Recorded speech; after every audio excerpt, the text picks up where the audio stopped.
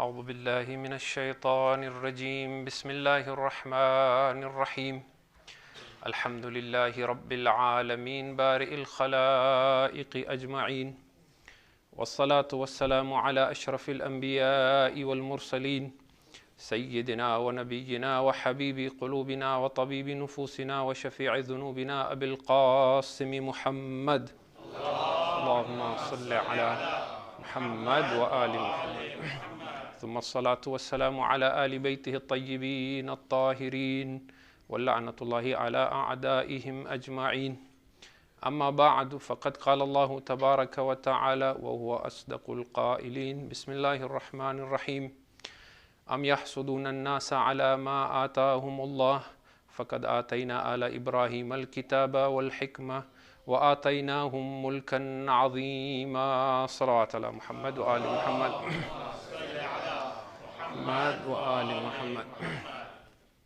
First and foremost, on this happy occasion, I would like to congratulate all of you and your families on the Wiladat of Sayyida Zahra, Sayyidatun Nisa al-Alameen. Allahumma salli ala Muhammad wa ali Muhammad. Muhammad, the daughter and the most beloved person to Rasulullah sallallahu alayhi wa alihi wa sallam. Allahumma salli ala Muhammad wa ali Muhammad. The status of this exceptional and great lady is obviously not unknown to us. And one of the most amazing things about this great personality is that most of the fada'il, most of the excellences and the ahadith that we have with her regard in our books, they are also to be found at times even more abundantly and copiously in the books of the Ahlul Sunnah. And these are all major sources of hadith and tafsir from the known Shias. So from Bukhari to Muslim to Tirmidhi to Nasai, when you come to tafsir, Zamakhshari, Fakhruddin Razi, Tha'labi, Suyuti, wa alaikum salam. These are all giants in the Sunni world of scholars in different centuries, and they have all spoken with really amazing and glowing praise for her. What is surprising though is that when we read the works of Orientalists, we sometimes see the opposite of that, as if their sources are really not the sources of Islam. In any case, that is not my subject tonight. Just as an example, sort of as a segue and introduction to the subject, two of the most common narrations that you will find widely quoted by Shia and Sunni traditionists or muhaddithun. One is the hadith of Rasulullah sallallahu alaihi wasallam that says, Allahumma salli ala Muhammad wa ali Muhammad, that says Fatima is Sayyidatun Nisa al-Alameen, that she is the leader of all the women of all times in the universe, ever in the world.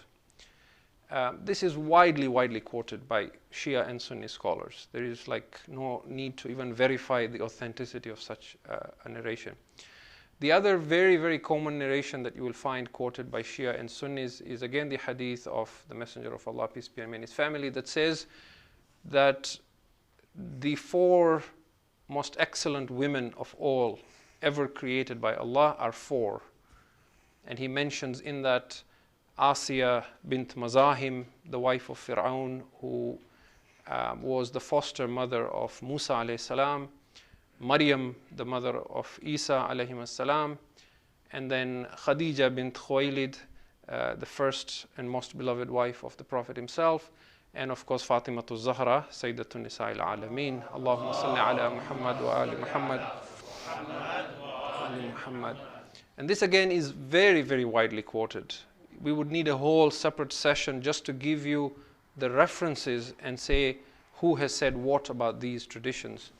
And what is amazing is that when you read books of Orientalists even now that are being written, you don't see this being reflected. For example, all books written in the recent past about the Prophet, they all will say Aisha, the most beloved wife of the Prophet. Aisha, the most beloved wife of the Prophet. But according to Bukhari and Muslim and all sources of hadith, the most beloved was Khadija alayhi salam. Right?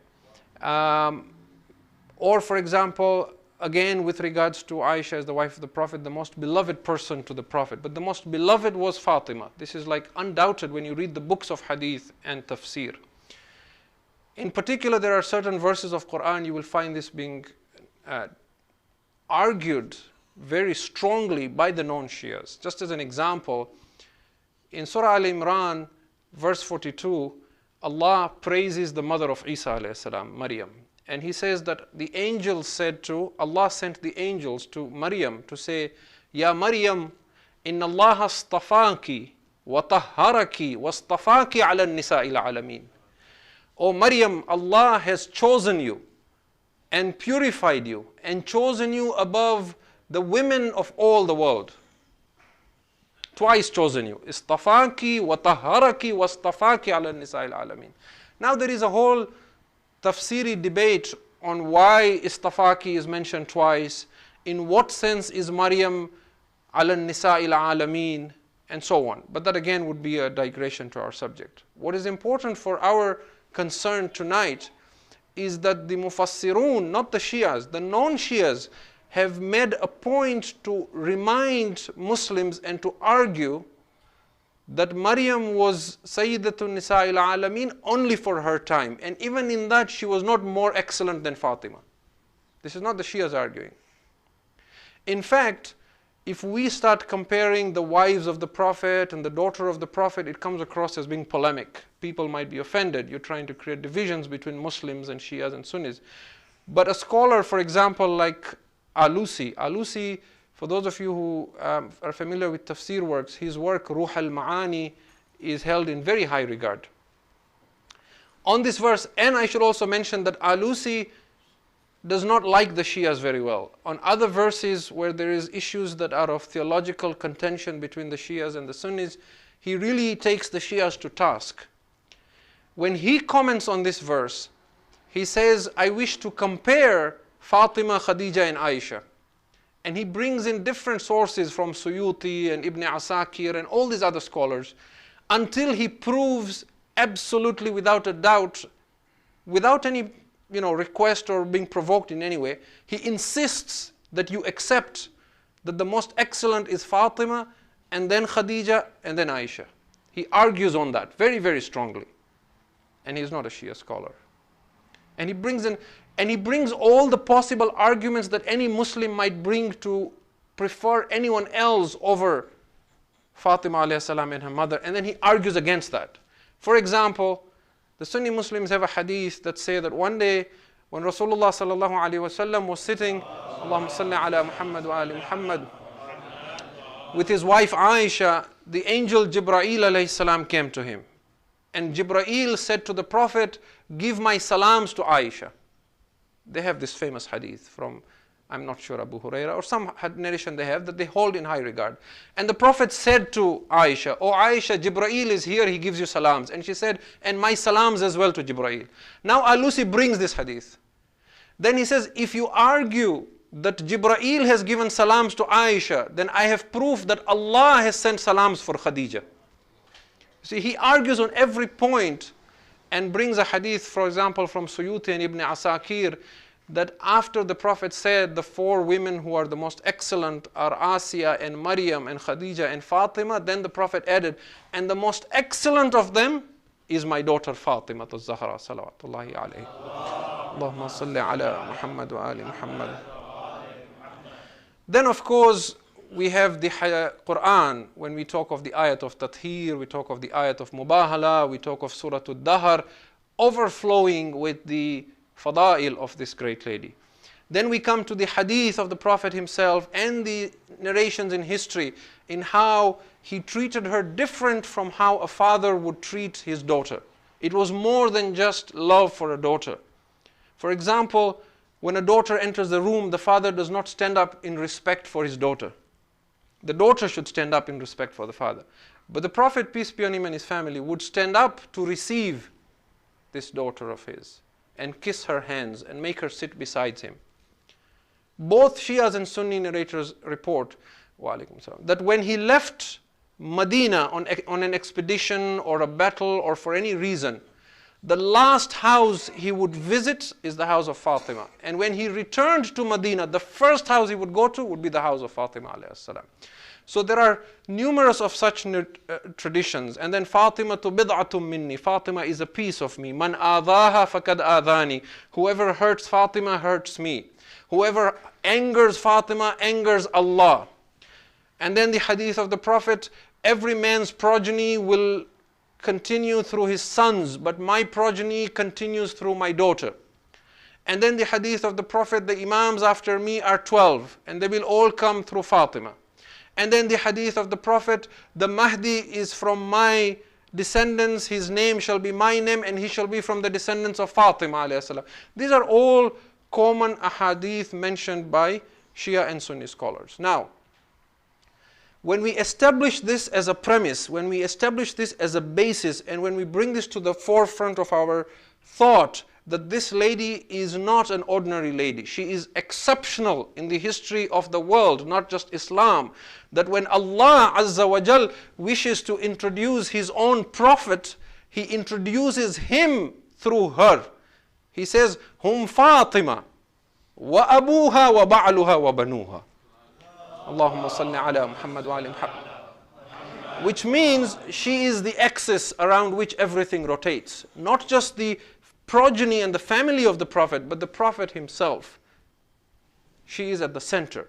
When we understand her excellence, the question that comes to mind then is, why and how would history have denied the Ahlul Bayt alayhimus salam their right, knowing that it can only come through the descendants of Fatima alayhi salam? If it is so glaring, if it is so obvious, if this hadith is found in such abundance by all Muslims, then what went wrong? There must have been something. And this is really the subject that I wish to touch upon this evening. And there are obviously very many reasons we might look for in history to say those who had political ambitions, whether it was the Umayyads or whether it was the Abbasides or whether it is even today those who might be opposed to the school of the Ahlul Bayt alayhimus salam, in what way do they justify that anyone else could have had the right of successorship to Rasulullah sallallahu alaihi wasallam besides the descendants of Fatima alayhi salam? In what way? I will just discuss three different plots, if you like, or three different ideas that were promoted amongst Muslims and spread amongst people to downplay the importance of this great lady. Okay, to compromise the status that Allah subhanahu wa ta'ala had blessed her with. The first argument, the first of the three possible arguments that have been put forth in history is that this whole idea of being attached to the family of the Prophet is actually a Jahiliyyah idea. It comes from Ayyam Jahiliyyah. Why? Because pre-Islam, there was no concept of Muslim brotherhood or of piety or of saying the most excellent amongst us is the most pious amongst us. It was based totally on tribalism, on what is called Asabiyya. The Quraysh believed we are the most superior tribe. So what the Shias have done is they have clung or held on to this tribalistic idea that we must attach to the family of the Prophet because tribe comes first. And obviously the tribe and the family of the Prophet should be given more importance than the tribe and the family of anyone else. So not based on any principle, not based on Quran and Hadith, but merely based on a Jahiliyyah idea is what motivated the Shias to insist that the right belongs to Fatima and her children. This was one argument. There was another argument given in history to say that a man can only be inherited and succeeded, and his name can only be preserved, and his legacy can only be upheld through his sons. Fatima, being a woman, cannot be a successor to the Prophet. And Ali alayhi salam was the son-in-law of the Prophet. A son-in-law does not inherit from his father-in-law. He does not take the legacy of his father-in-law. Therefore, Fatima and Ali alayhi salam have no right to claim successorship to the Prophet. This was the other argument. And the third argument that was given was that, na'udhu billah, Fatima alayhi salam, being a woman, was in some ways weak, because women tend to be emotional. When they are faced with some unpleasant experience in life, or when they disagree with a matter, they give reasoning a back seat and they let their emotions take over. And they make judgments and criticism based on their heart and instinct. And therefore, by virtue of being a woman, what she stands for cannot be taken so seriously, because after all, she is a woman. So these are three different arguments. Now we want to look at each one of them. If you can recite as-salawat ala Muhammad wa ala.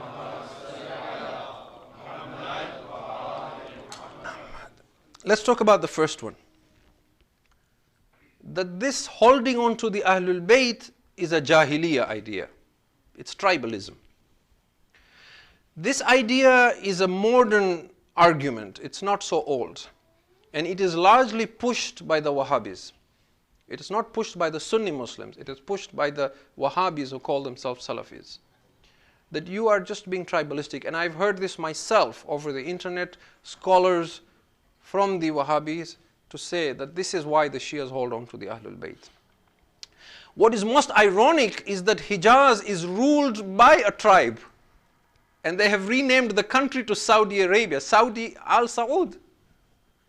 And every Middle Eastern country today, from Qatar to Bahrain to Kuwait to the United Arab Emirates to Saudi Arabia, they're all ruled by families, tribes.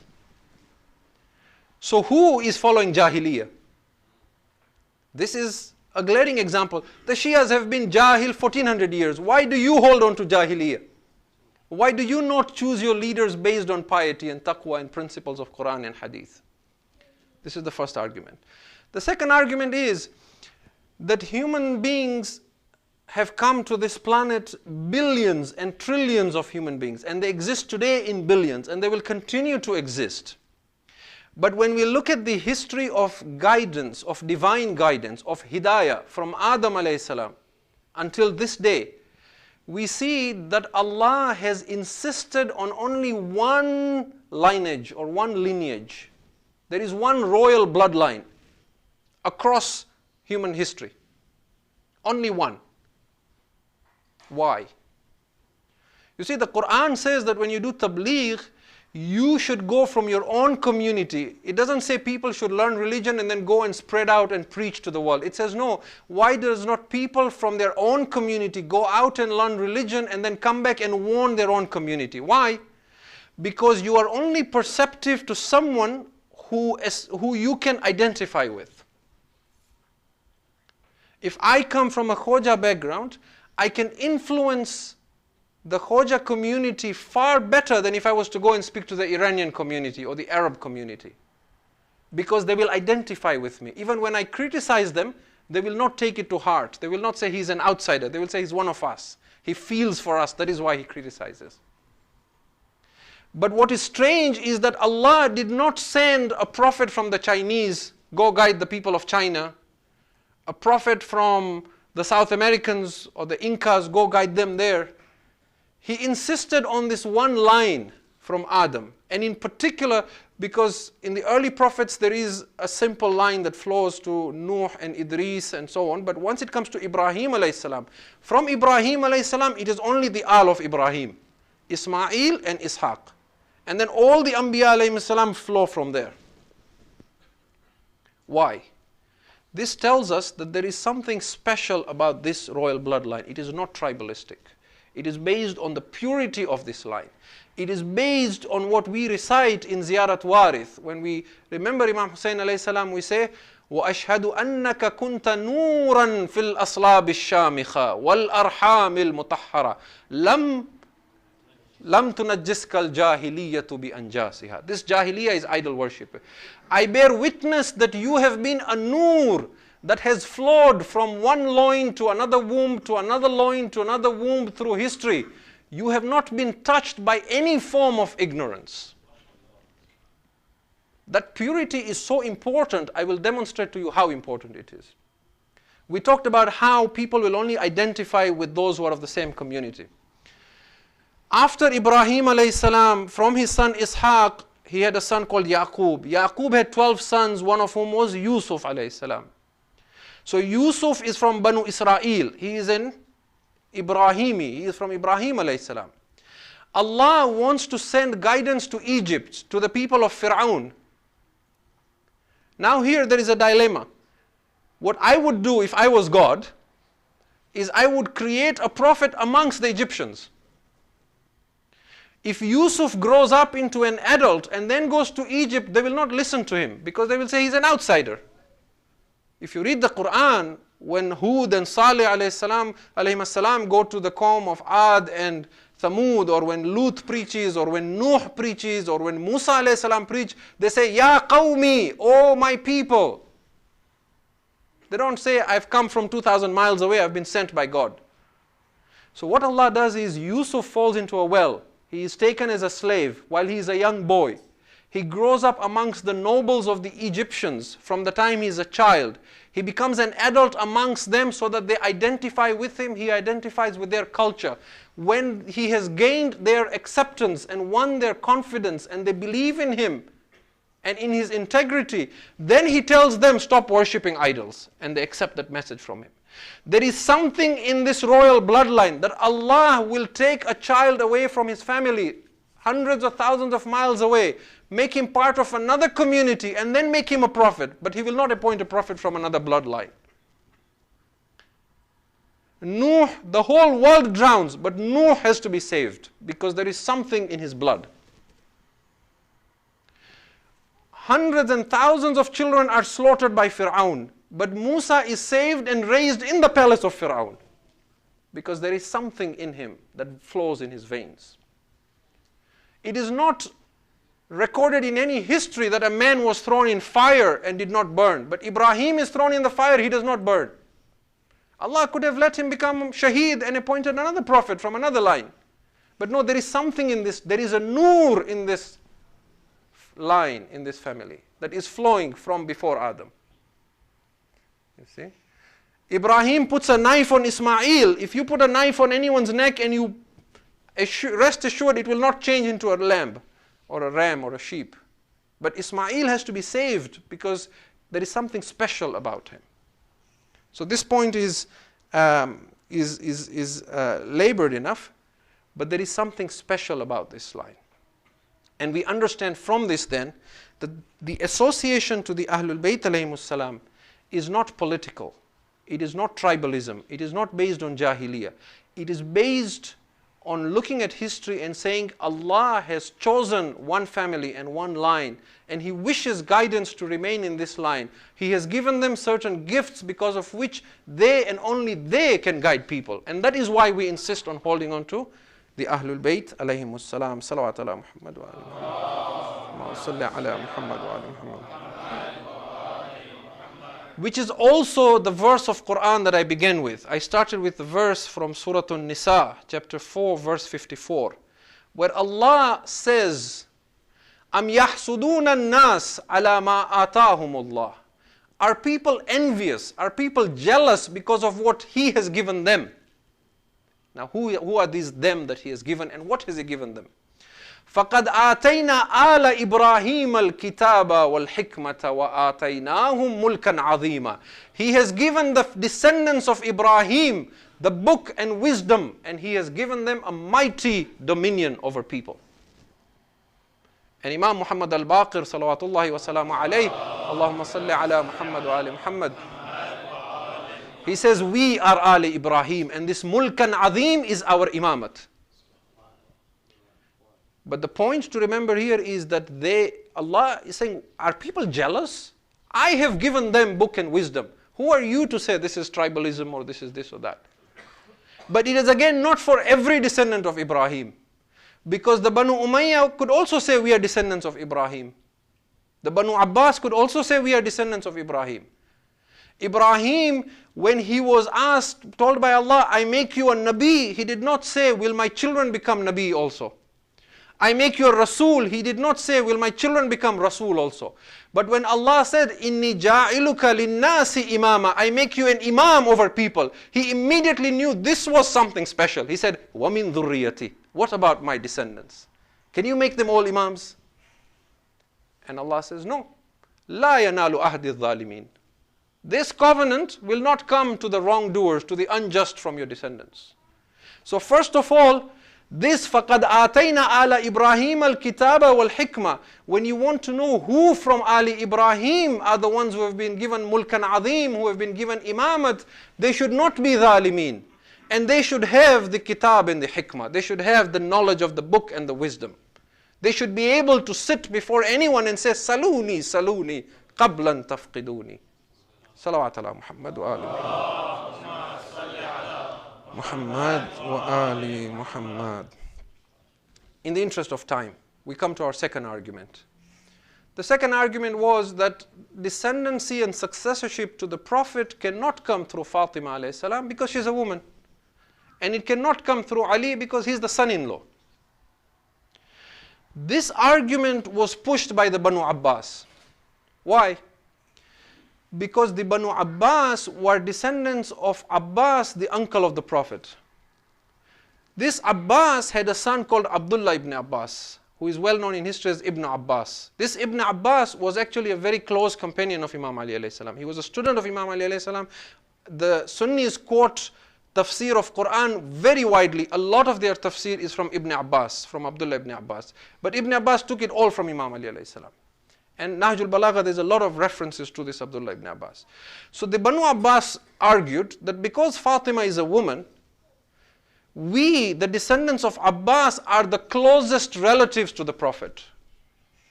It was important for them to push this card that Fatima and Ali are not eligible because that was the only way they would hold on to their sovereignty. They would validate that we are the rightful successors of the Prophet.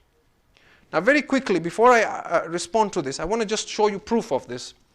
What I have here is a book that is a part of Tabari's history.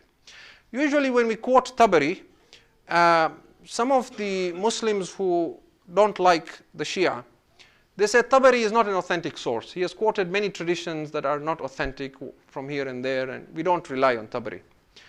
This particular part of Tabari, or this volume, in English it's volume 34, Tabari compiled it during his own time. So a lot of the history of Tabari was before his time. But this is the history that took place or occurred in his lifetime. So it was as if Tabari was writing current affairs. And this is the history of the caliphs of Mutawakkil and Muntasir and so on.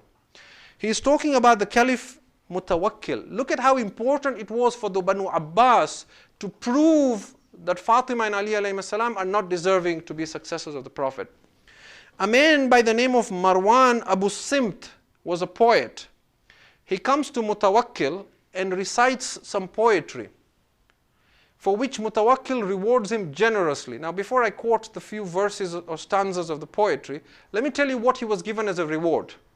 When he recited this poetry, Mutawakkil first of all appointed him as the governor of Bahrain and Yamama. That was his first reward. The second reward was he was given 4 robes of honor in the public audience hall. So in the majlis of the caliph, to be given a robe, an expensive robe, was a great, great honor in those days. It was like being given a medal of honor or being recognized before the whole nation. It was a big thing. He's given 4 expensive robes of honor. And then 3,000 dinars, gold coins, are sprinkled on his head. And he's given that. And then 10,000 dirhams are sprinkled on his head. Governorship, all that. What did he say in his poem? He just read one poem. He got all this. He said, the kingdom of the Caliph Jaffer. Jaffer was the name of Mutawakkil. The kingdom of the Caliph Jaffer bodes well-being for this world and the next. It is good for Jaffer to be the Caliph in this world and in the next. O Jaffer, he tells the Caliph, yours is the heritage of Muhammad, and by your justice oppression shall be banished. The daughter's sons are hoping for the heritage, but they do not have a right to it. Now the daughter's sons are who? The daughter is Fatima. The sons are the Imams. Right? In this particular case, it was the 10th Imam, Imam Ali al-Hadi alayhi salam. So the daughter's sons are hoping to be the successors of the Prophet, but they have no right to this. And the son-in-law as well is not an heir. That means Imam Ali alayhi salam. And the daughter does not inherit the caliphate. This is the English translation. Those who pretend to your legacy shall only have regret, and so on and so on and so on. He reads, the heritage is not for anyone but you, nor by God, neither is the honor, and so on. After reading all this, the caliph is so pleased. Why? Because he has just put some more cement on the foundation of the Banu Abbas, that we are the descendants. And he has captured their argument in a poem. So he has given governorship and gold and all that. The argument, though, is a very weak one. Why? First of all, Imam Ali alayhi salam is not just the son-in-law of the Prophet. He is also the cousin of the Prophet. Just as Abbas is the uncle of the Prophet, so is Abu Talib. So Abdullah bin Abbas is as a cousin to the Prophet as Ali is a cousin to the Prophet. So if the Banu Abbas are close to the Prophet because of by virtue of being descendants of the Prophet's uncle, then the Imams are also descendants of Imam Ali by virtue of being cousins and the uncle of the Prophet. So from their own argument, the whole thing collapses to begin with. It does not have any weight. Then the second argument, of course, is from this Surah An-Nisa that we read, that Allah has blessed Ali Ibrahim and given them the book and wisdom. So you must see who has the knowledge of the book and the wisdom and who has that integrity. Then the argument that the daughter cannot inherit, that is a Jahiliyyah argument. Based on what we said earlier. That is a Jahili argument to say that a daughter does not have the same right. Whereas in Islam, a daughter has the same right as the son. In fact, in the laws of inheritance, if the daughter dies and she leaves a son, her son will inherit as much as she would inherit from the father, rather than it going to the uncle and the granduncle and the grandparents and so on and so forth. So that argument again of saying a daughter does not inherit also does not have any validity. Then the hadith that is quoted widely, the Prophet said everyone's progeny goes through their fathers, through their sons, but my progeny will continue through my daughter. How will you then explain that hadith? And all the other hadith, the Imams are from my descendants, the Mahdi is from my descendants, all that has to be explained. Then there is the argument that Isa alayhi salam is given to us as the descendant of Ishaq alayhi salam, through whom? Through Maryam. So if Isa can descend from Ishaq and Ibrahim through Maryam, why can't the Imams descend through Ibrahim from Fatima alayhi salam? So that again is another argument that brings that down. And some of the most beautiful arguments really came from the Imams themselves. You see, the caliphs would poke all the time and try and ask the Imams, are we not more entitled than you are? Are we not more entitled than you are? And the Imams had an amazing way of replying them. In one particular case, it wasn't even an Imam. The Caliph Harun al-Rashid one day argued with a descendant of Imam Hassan alayhi salam. He said to him, you are descendants of the Prophet's daughter. We are descendants of his uncle. The Prophet is like a cousin to us. So we have a greater right than you have. Now he's the caliph, right? If you are audacious in front of him, he could behead you. So he just asked him very politely. He said, if the Prophet was to come today and ask for the hand in marriage for your daughter, would you give your daughter to him? And Harun says, of course, what an honor. The Prophet wants my daughter's hand. I wouldn't even think twice about it. He said, the Prophet would not ask me because my daughter would be his mahram. Do you see who is close? And then one day, Harun goes from Baghdad to Medina, and he wants to show the people of Medina, I am the heir of the Prophet. So he walks in with big pomp into the mosque, Masjid al-Nabawi, and he stands in front of the grave of the Prophet, and he says, "O cousin, O Rasulullah, Assalamu alayka, O cousin, O Rasulullah." A few seconds later, Imam Musa al-Qadhim alayhi salam walks in. And this time when Imam Musa al-Qadhim alayhi salam walks in, he looks at the grave of the Prophet. He says, "O grandfather, O Rasulullah, Assalamu alayka ya Rasulullah." To which we are told Harun walks out with rage because he came claiming cousin. And the people of Medina are sitting and watching, and now the grandson has walked in. And in fact, it is said this is one of the reasons he took the Imam to Baghdad and poisoned him. Because this was breaking the foundation of the Banu Abbas. And that is why Fatima is so important to us. Because she defines the right of the Ahlul Bayt alayhi salam. Without her, everything does not fit in place. She is the axis. A descendant of Imam Ali alayhi salam is not necessarily an Imam if he is not from Fatima. He is an Alawi, but he is not a Fatimi. So she actually is the glue that holds everything together.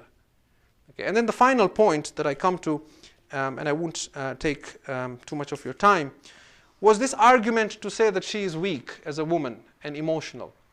This argument was pushed by the Muslims who, when they read history, they found that Fatima alayhi salam was insistent on the right of her husband.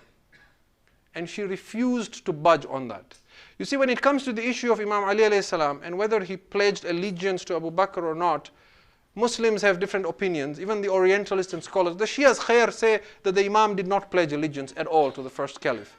The Sunni Muslims and the Orientalists write, some say he didn't want to, but he was forced, or the Caliph said, as long as Fatima is alive, I will not force Ali to pledge allegiance to me. And then after 6 months, then he pledged allegiance to him, and so on and so forth.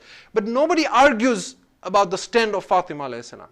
And again, that is why she is so important. Because every time somebody argues with you, well, Imam Ali did pledge allegiance to the caliphs. Well, Imam Ali did pray behind them. Well, Imam Ali did give advice to them. The question is, what was Fatima's stand with their regard? Given that the Prophet said, whoever angers her, angers me. Whoever angers me, angers Allah. Is it not a fact that salam is wajib, but she refused to do salam, to reply their salam? See? So she becomes very, very important. It goes beyond just polemics. It goes beyond just... Now, how would you then fight this argument? Because you cannot call Fatima alayhi salam, na'udhu billah, a liar. You cannot say that what she said was wrong, or that the Prophet didn't really love her, or her status when she is angered, Allah is not angered. So the only way to explain this was to say, she is a woman. When she got angry, she got emotional. She said things out of emotion, because she's a woman. But was it just that? And I want to share just 2 things with you and inshallah end. To show you how much knowledge Sayyida had. Because we normally speak of her purity. Of course, in her purity, she's absolutely unmatched. But in her knowledge as well, just to give you an example, and this is something I stumbled on myself by accident, and it just brought this great realization to how special and how knowledgeable she was. When we speak of knowledge, right? I mean, typically, when we talk of nobility, it's impossible to speak of noble character without bringing in the Rasulullah sallallahu alaihi wasallam as representing that. When you speak of loyalty or wafa, you cannot speak about it unless you bring Abul Fadl al-Abbas alayhi salam, for example. He represents that. When you talk of courage or knowledge or oratory, you bring Imam Ali alayhi salam immediately. You talk of generosity, Imam Hassan, he has to be in that picture. You speak of sacrifice, martyrdom, even before I say the name, you know it's Imam Hussein. He symbolizes it. When you speak of modesty, chastity, purity, you speak of Fatima alayhi salam, right? But look at the issue of knowledge. I found the khutbah, when I read the khutbah of Sayyida alayhi salam after the demise of her father, when she went to Masjid Nabawi and she addressed the Muslims in front of the Caliph Abu Bakr, the words she said to the people, she said, "O Muslims, you are downtrodden, you are lowly people. Your neighbors were looking at you like vultures. You drank water from the side, from the gutters. You buried your daughters alive. You married your stepmothers. You had no values. You built idols of stone and wood and you prostrated yourself before that. Allah saved you through my father." This is part of her khutbah. And then she quotes an ayat of Quran. وَكُنْتُمْ عَلَى شَفَا حُفْرَةٍ مِّنَ النَّارِ فَأَنْقَذَكُمْ مِنْهَا. You were on the brink of the pit of the fire, but he saved you through my father. When was this khutbah given? 11 AH. One day I'm browsing through Nahjul Balagha. Go read Nahjul Balagha, Sermon 26. Imam Ali alayhi salam speaks, he quotes the same words of Fatima. He does not quote this verse of Quran, but he says the same words. "O people, you are lowly, you drank water by the side, you worship idols, you buried your daughters until Allah saved you through Muhammad." When did the Imam Ali give khutbahs after he became the Caliph of the Muslims? 37 AH. So Fatima's khutbah 11 AH. Imam Ali's khutbah 37 at the earliest. The difference is what? 26 years. 26 years later, a man who says Saluni, Saluni is quoting and taking and borrowing from Fatima alayhi salam. She cannot be an ordinary person. You cannot say she is emotional. This is knowledge that comes from a source beyond anyone's imagination. She is ma'asuma. Her hadith is binding, is hujjah, is part of Sharia. If she says something, it is like Imam Jaffer as-Sadiq has said it, Imam Ali alayhi salam has said it. So we need to understand this. And then, when it comes to, of course, her purity, and I'm coming to an end here, I just want to share, I've been speaking on a very heavy subject. It's been a bit dry. You must be mentally exhausted. Just a few words of poetry in Urdu that are really very nice. And the poet is trying to describe that to talk about Fatima, how difficult it is. He says, Badro sidra ko saja loon to tera zikr karu. Hadde firdos mein aun to tera zikr karu. Aabe kausar se naha loon to tera zikr karu. Sir पे कुरान उठा लूं तो तेरा जिक्र करूं ताजे इस्मत है तेरा नाम गिरामी ज़हरा आसिया मरियम तुझे देती है सलामी Zahra. He says, when I have adorned the heavens, then I dare speak of you. When I reach the uppermost limits of paradise, then I shall dare to take your name. After I wash and bath myself in the water of Kawthar, and I take the Quran on my head, then I dare to take your name. Your first name, and you are introduced by the crown of infallibility. Asiya and Maryam, who are praised for their purity in the Quran, they send their salams on you, O Zahra. Salawat ala Muhammad wa ali Muhammad. Allahumma salli ala Muhammad wa ali Muhammad. I want to end with something that I have said previously. I've actually said it 2 or 3 times at different centers sometimes. There may be a few of you who haven't heard this. For those who have heard, it is good to be refreshed, just to show you how special and how blessed we are to be the Shias of Fatima. To be the Shias of a personality who says, I will not enter paradise until I take you with me.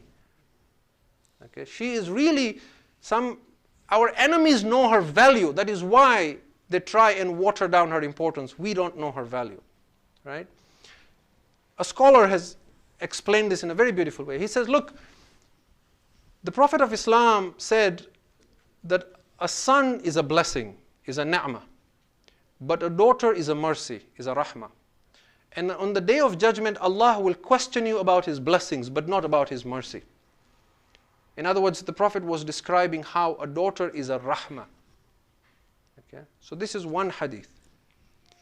The other hadith of the Prophet is that in the battle of Khandak, when Imam Ali alayhi salam was going to fight against Amr bin Abd Wad, and there was no one else to fight him, and everything depended on that battle of Imam Ali alayhi salam, the Prophet said, Barazal imanu kullu ala al-kufri kulli.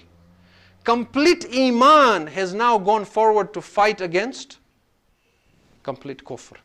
So that's another hadith. The other hadith of the Prophet is that a man's iman is incomplete until he gets married. When he gets married, then his faith is complete.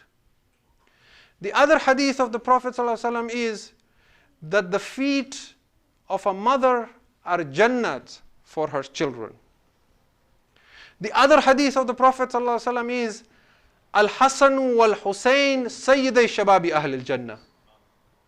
The ayat of Quran is that, O Rasul, we have sent you وَمَا أَرْسَلْنَاكَ إِلَّا رَحْمَةً لِلْعَالَمِينَ. We have sent you as a mercy for Alameen. Now bring all this together and see Fatima in this light. A daughter is rahmah for the father. The Prophet is rahmatun lil alameen. Fatima is rahmah for rahmatun lil alameen. Ali is complete iman. But a man's iman is completed when he gets married. Fatima completes the iman of kul iman. And Hassan and Hussein are Sayyida Shababi Ahlul Jannah. But Fatima's feet are Jannah for Hassan and Hussein.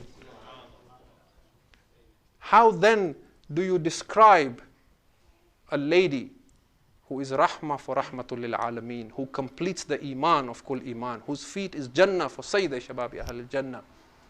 We pray to Allah subhanahu wa ta'ala on this blessed night, oh Allah, we ask you for the sake of Fatima al-Batul al-Zahra, Sayyidatun Nisa'i al-Alameen, oh Allah, forgive us our sins this night. Oh Allah, for the sake of Sayyida, we ask you, oh Allah, to bless our homes and bless our children. Oh Allah, bihaqqi Muhammad wa ali Muhammad, we ask you to bless our men and our women, and in particular our youth, with modesty and chastity and purity of heart. We ask you, oh Allah, for the sake of Sayyida, that those who are sick may be granted health, and those who have passed away may be granted maghfirah. Oh Allah, we ask you for the sake of Sayyida that you hasten the appearance of our Imam. Oh Allah, we ask you for the sake of Zahra alayhi salam, her Shias who are suffering all over the world, particularly in Bahrain, in the Middle East, in Pakistan, in Iraq, in Hijaz, in all these places. May Allah grant them relief and give us soon victory, inshaAllah. We ask Allah to grant us the شفاء of Zahra عليه السلام يوم القيامة. ربنا تقبل منا إنك أنت السميع العليم. إن الله وملائكته يصلون على النبي يا أيها الذين آمنوا صلوا عليه وسلموا تسليما.